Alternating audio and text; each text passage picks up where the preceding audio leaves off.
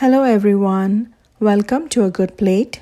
This Chintapandu Pulihora is very delicious and it leaves a yummy lingering taste in your mouth that will remind you of temple Pulihora. Let's take a look at the ingredients needed for this. Let's soak the tamarind and make the juice. Take about 75 grams of tamarind or Chintapandu. Clean the tamarind with water once or twice and soak in half a cup of water for 30 to 45 minutes or until it softens. Once the tamarind has softened, squeeze the juice using your hand. Choose the best quality of tamarind as the taste of the Pulihora depends on it. Detailed written recipe is in the description box. If the tamarind is very sour, add little more of the Pulihora Podi than the recipe calls for. Add about 3/4 to 1 cup of water and squeeze the tamarind again. Once the tamarind juice is squeezed, strain it using your hand or a strainer. Keep the tamarind juice thick as it will quicken the cooking time. Discard the tamarind strings, fibers and any seeds.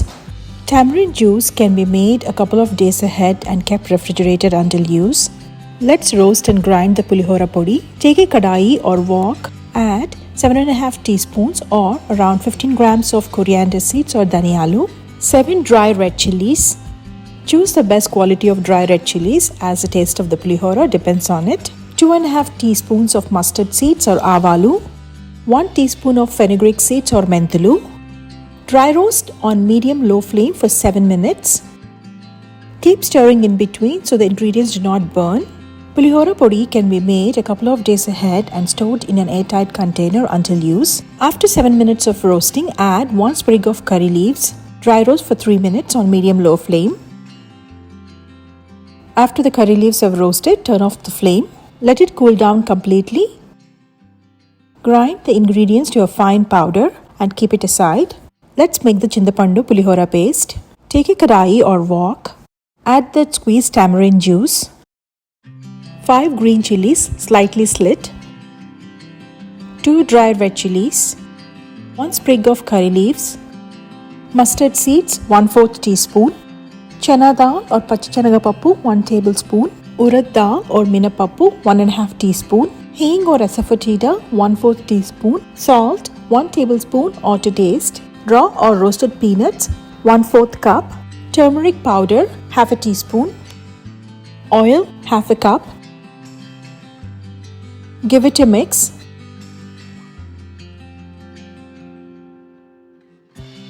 Add the ground Pulihora Podi. Give it a mix.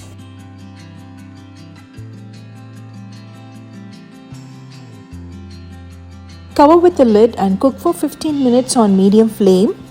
Keep stirring in between so the paste does not burn at the bottom.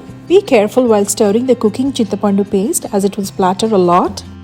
After 15 minutes of cooking, reduce the flame to low. Add 1 to 2 tablespoons of bellam or jaggery, more or less per your taste. Give it a mix. Cover again with the lid and cook for 15 minutes on low flame. Stir once or twice in between so the paste does not burn at the bottom. After 15 minutes of cooking, open the lid, give it a mix and turn off the flame. Let the Pulihora paste cool down completely before transferring to a storage container. Chintapandu Pulihora paste stays good for more than a month in the refrigerator if stored and handled properly. You can use the Chintapandu Pulihora paste right away or you can let it rest for some time. Let's make the Chintapandu Pulihora. Take a kadai or wok, keep it on medium-low flame. Add 1 tablespoon of oil. Once the oil is hot enough, add 1/4 teaspoon of mustard seeds, half a teaspoon of Urad Dal, half a teaspoon of Chana Dal and 1 dry red chili. Let the mustard seeds splutter. Add a handful of roasted or raw peanuts. If using raw peanuts, let them roast properly.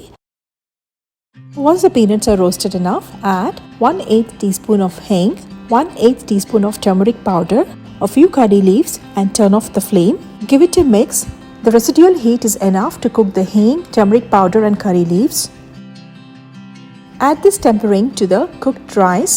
I have used about 1 cup of raw rice that's been cooked and cooled down a bit. Add little more than needed Pulihora paste as the flavors will mellow down as the rice absorbs the flavors.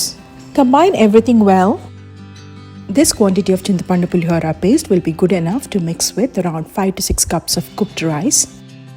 Let the Chintapandu Pulihora rest for at least 30 minutes or longer the better for the flavors to infuse. Offer to God as Naivedyam or simply relish for breakfast, lunch or dinner. It's a perfect picnic and travel food. If you like the recipe, please like, share and subscribe to the A Good Plate YouTube channel. Thank you for watching. Happy cooking!